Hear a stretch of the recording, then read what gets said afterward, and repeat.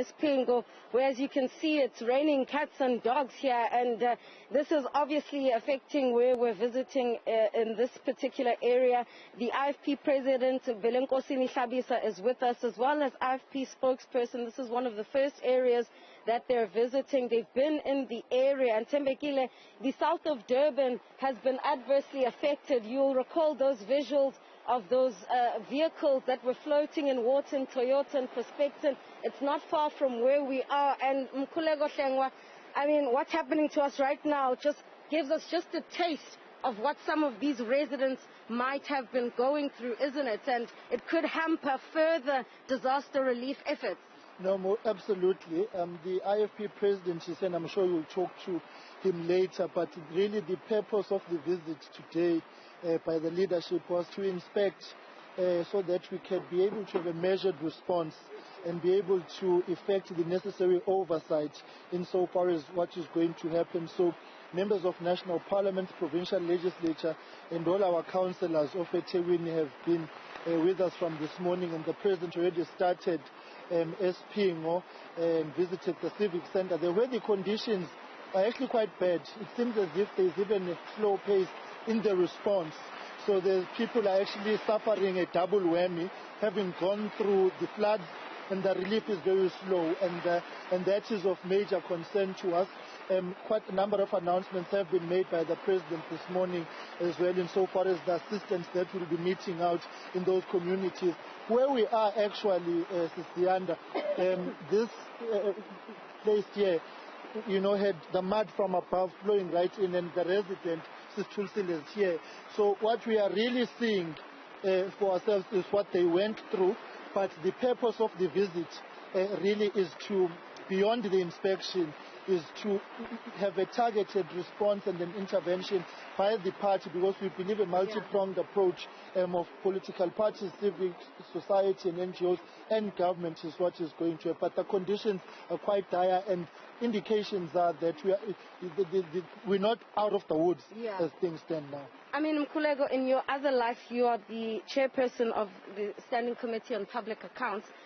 Just educate me a bit here on whether or not you would have any scope over what is done with the relief funds here in KwaZulu-Natal, because there is a large concern about how these relief funds will be spent. Do you have any, oversight on that in that regard? Well, the committee is going to be meeting this week. In fact, from tomorrow we are in oversight to ESCOM-related matters in Limpopo and Mpumalanga and Gauteng. But we will have to factor in a meeting as a matter of urgency. Amongst others, the Minister of Finance must brief us about the 1 billion rand that he has announced.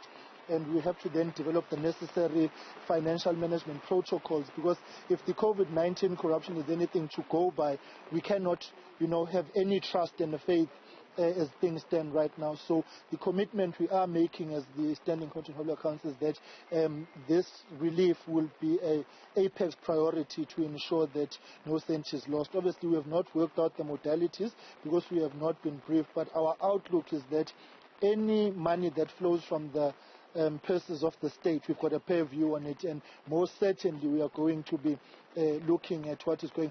Also, because you'll recall that here in KwaZulu-Natal, relief funds have gone missing before.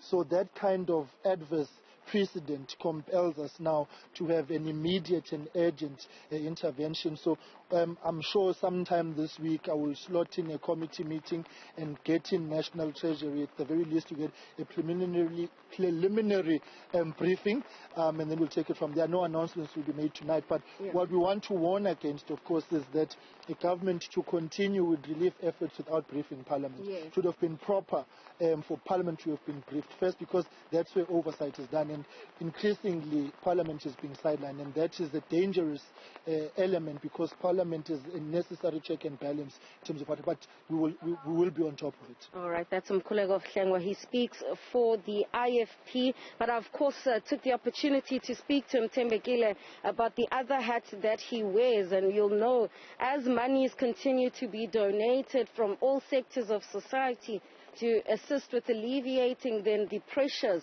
and the backlog and really the socio-economic and humanitarian crisis here on the ground, it's very important to know where exactly that money goes. And we'll continue then going to other areas and speaking to other residents, especially now that it's raining again. There's going to be an increased concern about what's going to be of those residents, that it will probably exacerbate then an already dire situation where, disaster management teams haven't completely cleared the rubble. So any rainfall could just even see further damage going forward. Tembe.